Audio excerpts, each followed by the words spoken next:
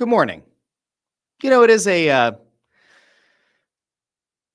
terrible Tuesday here on the Russ Joy Show, and it's not because of anything that's going on in life. Life is great, but the Philadelphia Eagles are not. Usually I pride myself on being at least somewhat level-headed when it comes to the teams in Philadelphia. I often sit back and try to come up with a good spin on things, a little bit of positivity. Life is far too negative. People find way too many things to be negative about in this life. And so I often try to come here and give you a fair and balanced take on things. But after the epic shit show that we witnessed on Monday Night Football, after the absolute embarrassment that befell the Philadelphia Eagles, their fans, their organization, I am not going to be as level-headed as usual. In fact, I am calling out an official SOS. I need somebody in the Philadelphia Eagles organization to show a little bit of urgency and understand that the window that we all viewed to be very, very, very wide open is about to shut really fast if no one pulls their head out of their collective ass. If you are here for level-headed takes on the Philadelphia Eagles, today might not be the day. You can go back to Monday's show where I looked for a little bit of positivity. You could come back on Wednesday. But for those of you who just want to have some of that frustration from Monday night flow through you, I will provide that, and I will give you additional context for just how bad things are right now, coming off of the third straight loss and one that the Eagles simply should not have lost. Let's dive into it. It is time. Welcome in to the Russ Joy Show. Hit the music.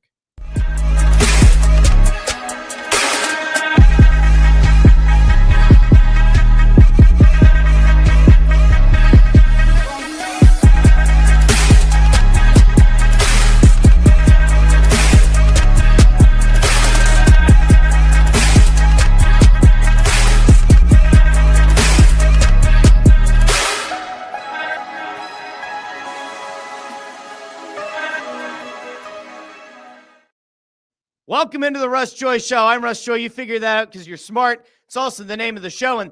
And the idea of you being smart, well, that's at least more than we could say for Nick Sirianni, probably for Kevin Patullo, maybe for Howie Roseman and Jeffrey Lurie. Somebody's head has to roll at some point, and you could sit back and you could take a deep breath, and maybe you could say to yourself, well, Russ, it's only 3 losses. It's only 3 losses in a row. Things could be a lot worse. Would you rather be Dallas and have to chase them down? Would you rather be Washington and go from an NFC championship game to out? Would you rather be a horrible... Shut up. Just stop. Stop making excuses right now. If you are currently living in a world in which you want to make excuses, today ain't the day. Because things are bad. The Eagles fall to 8-5. They lose a game that they had absolutely no right being in at the end of regulation. They had no right taking a 19-16 lead. They had no right whatsoever in going to overtime with and having a chance to actually win the game or even tie it with a field goal. And yet this Eagles team vomited profusely all over itself on Monday night. And I don't even know who to blame at this point, because to this point, I've largely said, well, it appears as though the offensive scheme is elementary at best. Is that a Kevin Patullo problem? Is that a Nick Sirianni problem? Is it both? Is it an execution standpoint? Jalen Hurts doesn't want to throw over the middle of the field. Jalen Hurts seems so afraid to turn the ball over that he's playing this overly conservative style. Well, you kind of got what you wanted on Monday night. If you've been looking for Jalen Hurts to throw the ball into traffic or over the middle of the field, guess what? You got it. If you wanted to see the Eagles run more pre-snap motion, you got it. You wanted to see the Eagles run some two-back sets, you got it. You know what else you got? You got a lot of inefficiency. You got a game that is uncharacteristic of Jalen Hurts, but we are not letting Jalen Hurts off the hook today. It is not all on him. It is probably not all on Kevin Patullo or Nick Sirianni. It's not all on A.J. Brown, who dropped multiple touchdowns in this game, including one that would have put the Eagles ahead, potentially avoided overtime. I'm not saying it's all on the offensive line, which looks like dog shit and has for much of the season. Some of this falls at the feet of Howie Roseman and Jeffrey Lurie. How much of the responsibility, how much of the issue itself is at their feet is up to you. But 3 straight losses, 8-5. It felt like you had a little bit of an open window to try to get back into this thing in terms of getting home field advantage through the playoffs. That is effectively done. And so now the Eagles have really put themselves in a bind, because while I'm not panicked about the Dallas Cowboys, they have been playing better football. And they lost this week, but they've been playing better football. And this Eagles team looks lost, dazed, confused. There have been very few consistents this season. One of those consistents has been that Jalen Hurts isn't going to turn over the ball. Another consistent has just been this Eagles team might give up on the run sometimes, but they'll come back to it when it makes sense. We've known that consistently the Eagles defense is going to keep you in games. They may have a game where they're just gassed in the fourth quarter because the offense isn't staying on the field long enough. We know that this defense can be opportunistic. We know that special teams has had some issues. I mean, Jake Elliott has missed field goals. Is he up to 5 missed field goals over the last few weeks? Like, he's missed a lot. And an extra point that was costly a week or so ago. We saw what happened with Gibson, who fumbled a kickoff return, and now he's no longer on the team. Britton Covey was back. Let me shout out. Britton Covey, good on you last night. Some good returns, some sure-handedness. He did at one point fumble, but he recovered. But Britton Covey, we're going to give you a tip of the cap. There aren't a whole lot of tips of the cap to give to a lot of guys on the Eagles last night. I'm going to run you through some stats. I'm going to run you through some comments post-game. This was about as miserable of a game as I can ever remember watching. I tweeted out during the game, I cannot think of a time that I have been this upset watching an Eagles team. I have been this disillusioned by an Eagles team. I have been this frustrated with an Eagles team. This is a team that still has a boatload of talent. This is still a team that boasts a Super Bowl MVP, 2 number 1 wideouts in A.J. Brown and Devontae Smith, a very good number 3 receiver in Jahan Dotson, a very good tight end in Dallas Goedert, an excellent back in Saquon Barkley. And then there's an offensive line that has been injured a lot, continues to play through injury. I'm looking directly at Landon Dickerson. God love the guy for trying to gut through whatever he's gotten through, but he ain't the same player. Jordan Mailata does not look like the same guy. Cam Jurgens is getting boat raced. Steen, I would actually rather see Kevin Steen. That's right, Kevin Owens. I'd rather see Kevin Steen in his Ring of Honor days at right guard than watch this Steen. Fred Johnson's been fine at tackle, but he's not Lane Johnson. That offensive line has largely been doo-doo, at least in run blocking. They did give Jalen Hurts some clean pockets to pass from last night. 5 turnovers by Jalen Hurts. Absolutely pathetic performance. But we're going to hit you with some stats. Let's hit you with some numbers, because this was an atrocious performance across the board. I want to take you to a few different places. Okay, let's hit you with some numbers first. Okay, let's go some numbers. This is for those of you who are at work today and you're looking to just kind of, hit back at some of your coworkers who might be trying to make excuses today. You're saying to yourself, all right, I want to be armed at the water cooler. I'm going to be armed on a Zoom call with what the hell we saw. All right, let's just go out to this first. Here's the Nick Sirianni coached Philadelphia Eagles. I want to look at their EPA over the past 5 seasons. Okay, through week 13. 2021 with Shane Steichen, 38.92. 2022 with Shane Steichen, 69.13. 2023 with Brian Johnson. We all remember how bad the Brian Johnson offense was. Well, apparently it wasn't that bad historically. 57.89. Kellen Moore, 60.23. The best since year 2 of Steichen. Kevin Patullo's offense through 13 weeks. Minus 5.22. Now, I don't look back at the Brian Johnson years and smile. I don't look back on them with some kind of, rosy view. I don't look at it the way that like some people look at like George W. Bush now, and they're like, oh, look, he's a painter now. How sweet is that? Oh, what a lovable guy. We always loved W, didn't we? No, not really. No, not exactly. Paint all the paintings you want. Still ended up in some wars where a lot of people died.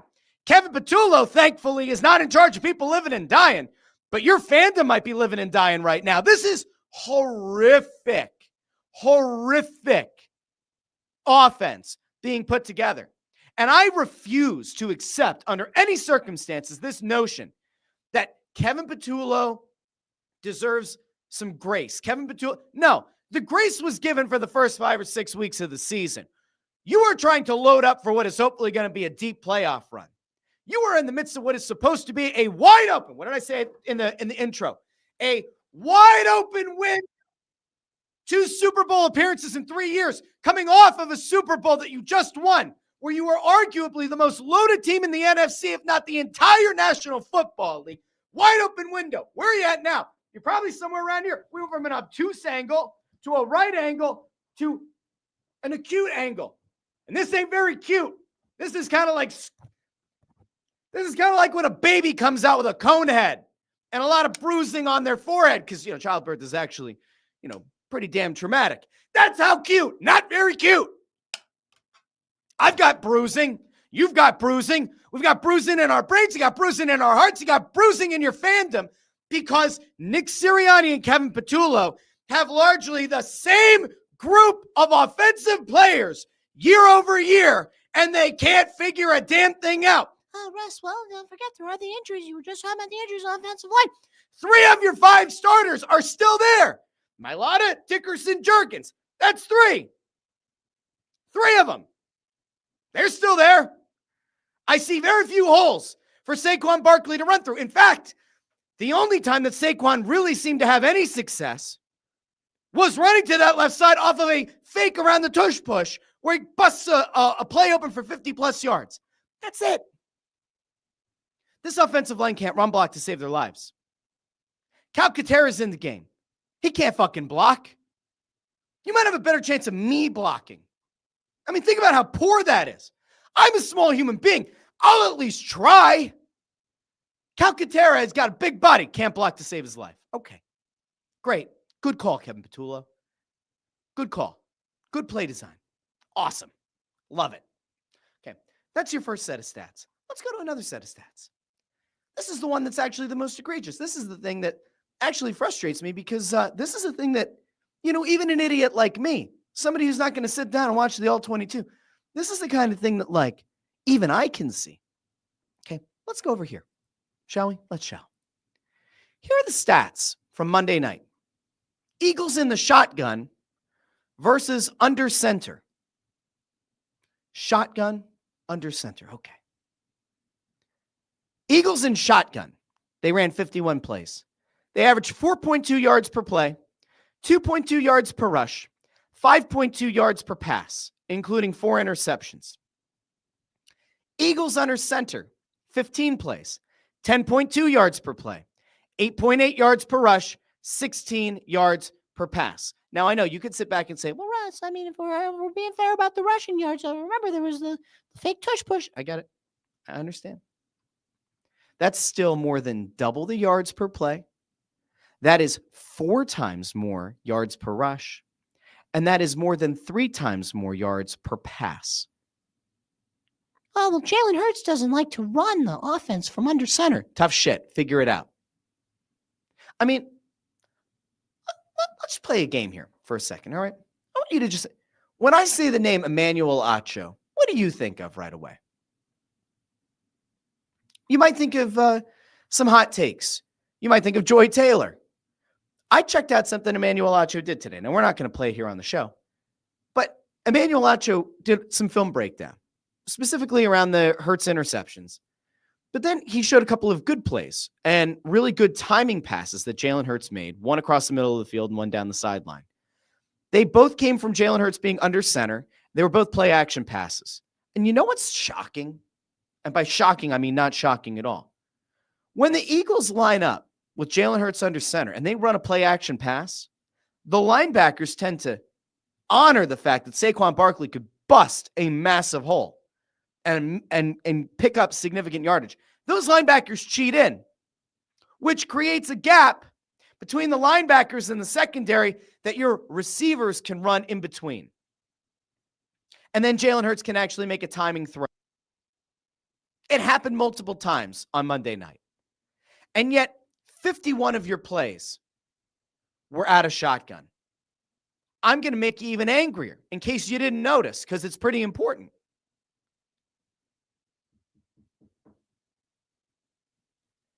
The Eagles ran 0 plays, 0 from under center, 0. Not a single play from under center. They ran everything out of shotgun. Horrific. Terrible. Unconscionable. Is that Kevin Petula? Is that Nick Sirianni? Is that both? Is Jalen Hurts deciding to call plays? Call everything out of shotgun? I don't know. What I can tell you is it's absolutely piss poor.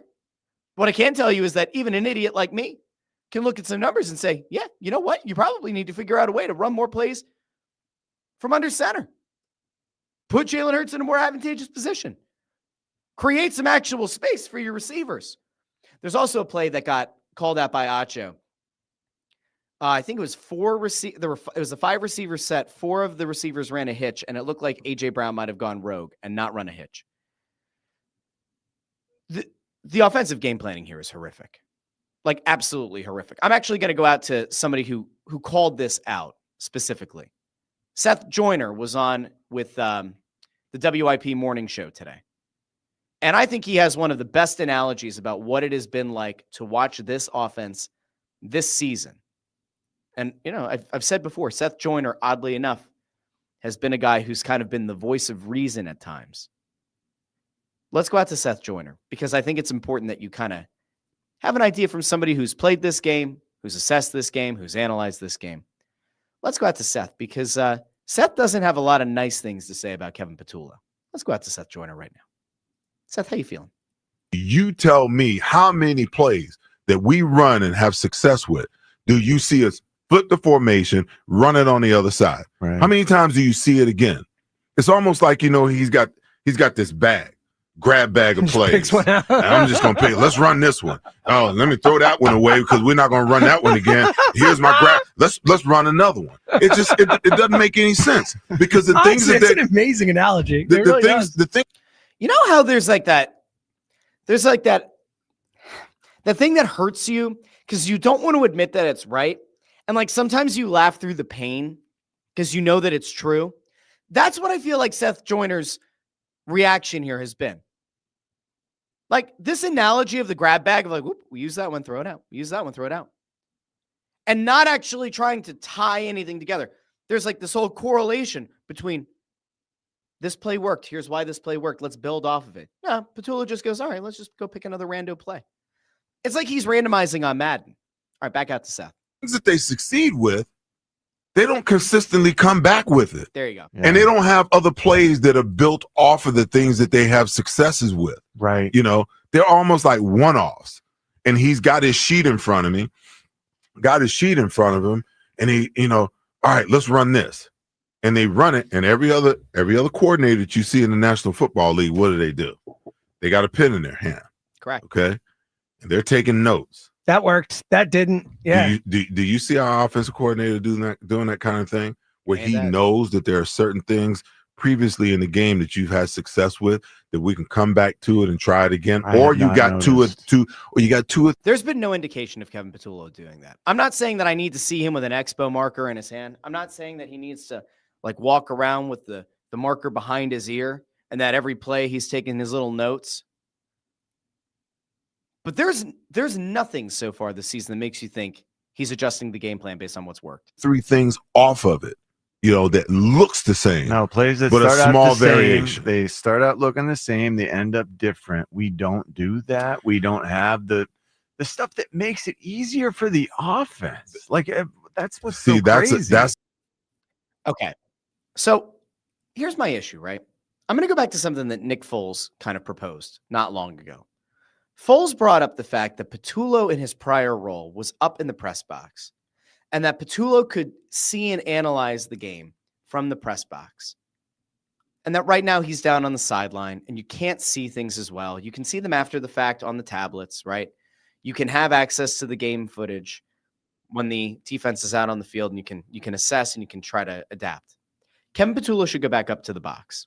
There is no reason right now that he should do anything other than where he's found success within the past. He was a passing game coordinator or whatever, and he did that from up in the press box. Go call the game from the press box. Chargers offensive coordinator was calling the game from the press box. Justin Herbert, who just had surgery on his other hand, on his non-throwing hand, he didn't have a great game, but he's days removed from surgery. Their offensive coordinator can call a game from the box. Why can't Kevin Patullo? Vic Fangio calls the defense from the press box. Why can't Kevin Patullo go back up to the press box? Why does he need to be on the sideline? Is he like a safety blanket? Is he like a little blankie? Like a BFF blankie for Nick Sirianni? Isn't Big Dom supposed to be the guy who's kind of like that safety blanket for Nick? Does he need another guy? Does Nick need a guy to just go yell at and Kevin Patullo? I don't know. What's the reason? Why does it feel like every week Nick Sirianni says we're going to evaluate everything. We're going to think about everything. We're going to evaluate our game plan. Says the same shit every week and nothing changes. Oh, okay, they ran some two-back set plays. They ran a little bit more pre-snap motion. Cool. Was that the adjustment?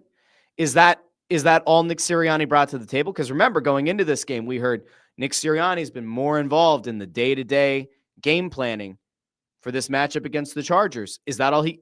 Two-back sets and a little bit more pre-snap motion? That's what Nick Sirianni had? That was it? That was the game plan? That was his contribution? Okay, cool. Sweet, love that. It's like bringing mashed cauliflower to Thanksgiving instead of mashed potatoes. Yeah, nobody wanted that, Nick. Not a single soul. Except for like your crazy vegan aunt who was just insane and likes mashed cauliflower more. All right, I have a few other things that I need to get to. I saw there's some breaking news. We'll get there in a second. It's not related to the Eagles, but we're keeping it on the Eagles right now. I want you to just see really quickly also. Here's where Jalen Hurts has been to this point, where he was before the bye versus after the bye. It's another one of those, it actually kind of matters stats. One of those things that you kind of need to keep in mind, because there are a lot of people this morning who were pissed off that Jalen Hurts didn't get pulled from the game, that Tanner McKee wasn't in the game. We're going to go out to Jeff McClain, who put this together. Hurts' passing numbers over the last 5 games, 57.5% passing for 1,077 yards, which is 6.5 per attempt, 4 touchdowns, 5 interceptions, 72.4 rating. Over the first 8 games, his completion percentage was 70.2, which is up from that 57.5. He threw for 1,677 yards, which is 7.8 yards per attempt. He had 15 touchdowns, 1 interception, and a 114.4 passer rating versus a 72.4 passer rating. I am not convinced right now that Jalen Hurts is a broken quarterback. I don't think he is. I think he's in a slump. I think that this is probably the worst time that he could have gone into a slump.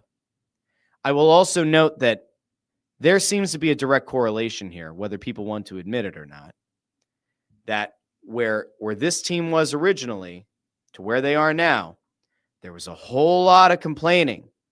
There was a whole lot of social media posting. There was a whole lot to this idea that A.J. Brown needed to get the ball more. He's had 3 straight games where he's gotten fed the rock a lot. And he's gotten his individual stats. Eagles are 0-3. I don't lay this at the feet of A.J. Brown and say that he cannot be involved. But I will point out that Jalen Hurts' best throw of the night was a potential game-winning touchdown late in the 4th quarter of this one. And yeah, the defensive back got his hand in there and kind of knocked the ball away. Jalen Hurts threw an absolutely perfect pass. It hits A.J. Brown in the hands. And for a guy that is as big and strong and has shown an amazing ability to rip the ball out of the air, he's got to come down with that touchdown. There's a play early in the game. Was it the first play of the game? Where Hurts goes deep to AJ. Can't bring it in. There's another play in this game. AJ goes out with one hand to bring in the ball. We've seen him make that catch before. I would say that some of the blame from Monday night does fall at the feet of A.J. Brown. I'm not saying that it's all of it. Let me give you another number, because I do want to get to A.J. Actually, I'm going to go out to A.J. Brown first. I want you to hear from A.J. Brown. Now, we're going to kind of jump around here a little bit. This is part of A.J. Brown's media availability from Monday Night Football after the game against the Chargers. I just want you to hear from him, because there's something I found very, very interesting about the way he discussed his performance in this game, and most notably, who he tried to take some of the blame off of. And you'll hear it right away. Let's go out to A.J. Brown. That one hurt the most, because we've been setting things up all game. He made a play here, man. That one hurt me. That one hurt me. I'm more than capable of making those plays. Jalen trusts me in any situation. I made some plays, but I wasn't great when it mattered. I know that the audio quality is not great. He said, Jalen trusts me to make plays. Now, I want you to think back. If we're looking for a positive to take out of this loss, if you want to find a positive to take away from 3 straight losses, I don't remember A.J. Brown saying the name Jalen. I don't remember him saying the name Jalen early in the season. I'm not saying that these two have mended fences. I'm wondering if the wideout has now kind of realized that for whatever reason, whether it was a Patullo-led thing, a Sirianni-led thing, a Hurts-led thing, there is more trust being put into A.J. Brown. There is more of a concerted effort to get him the ball. And right now, the quarterback is the one who's kind of paying the price. And in a game like this, and I thought A.J. Brown was actually very, very open and honest in this post-game availability. I worry, was this too little too late? I worry if A.J. Brown and Jalen Hurts have worked to try to mend fences, did it come too late? There are still plenty of games left in the season. You should be able to still win the NFC East and potentially go on a deep playoff run. But I do worry if some of the nonsense from early this season, and even going back to last year when Brandon Graham kind of outed the fact that they might not be as tight as they once were. I'm wondering if a little bit of this is a little bit too late. Is some of this just A.J. Brown realizing, he's trusting me to make this play, and now I look like an idiot because I wanted the ball, he got me the ball, and I failed the team?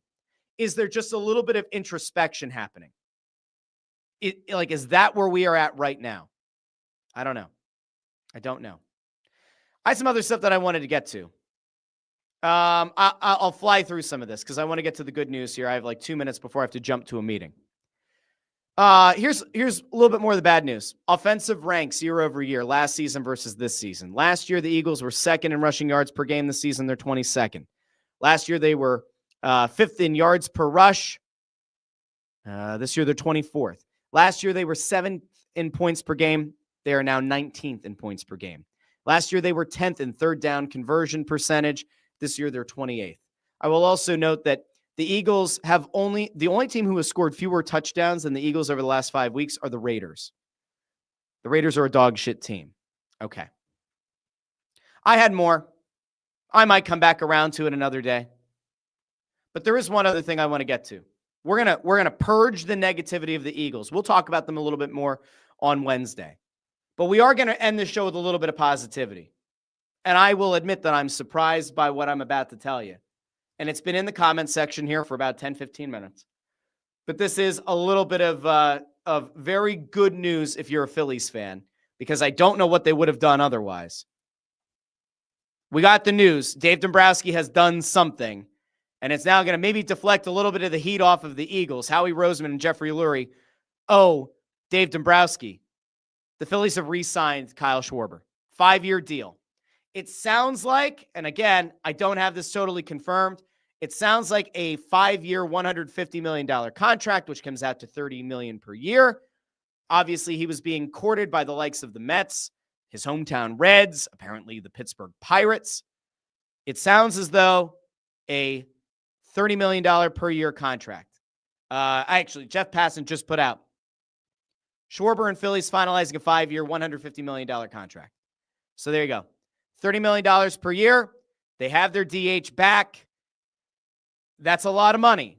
The question now is, what are they going to do to kind of fill in the rest of this roster? We know that Real Muto's gotten a lot of interest. We know that there's been a lot of interest in Ranger Suarez. And yesterday, Mattingly came out, not Don Mattingly, who might become the bench coach. His son, who's in the front office, went on to a podcast and said, yeah, we're looking for a change of scenery for Nick Castellanos.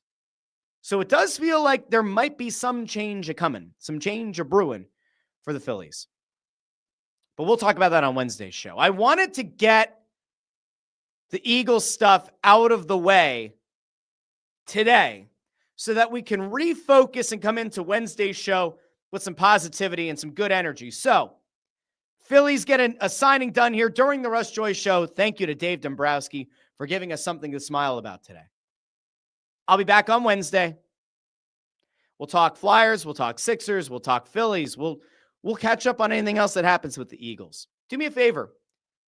Like the video, share the video, share the video, and subscribe to the channel. Ring the bell to get notified whenever we go live with a show. It's like a special Tuesday episode, reacting to Monday Night Football. But do me a favor if you haven't done so already. Seriously, like the video, share the video, subscribe. If you like the podcast feed, you can go over to Apple Podcasts, Spotify, Pandora, Amazon Music, wherever you get your podcasts. Don't forget, tonight, over on the Snow the Goalie channels, we have a 6:30 start for the Press Row Show. Tomorrow, Wednesday, we are at Chickies and Pete's in Northeast Philly on Roosevelt Boulevard. Come on out, talk some puck at 6 o'clock. We'll be live on all of our YouTube and Facebook and X channels there as well. We're back at Xfinity Mobile Arena on Thursday for the Press Row Show again, and on Saturday. So 3 Press Row shows this week on the Snow the Goalie channel, plus Snow the Goalie Radio on Wednesday. Until Wednesday, this has been the Russ Joy Show, and I've been Russ Joy. But you knew that already because you're smart. It's also the name of the show. I hope Howie Roseman, Jeffrey Lurie, Nick Sirianni, Kevin Petula, I hope somebody figures something out, figures it out soon. I would like to go back to being happy about the Eagles and liking the Eagles again. Talk to all of you very soon here on the Russ Joy Show. Bye now.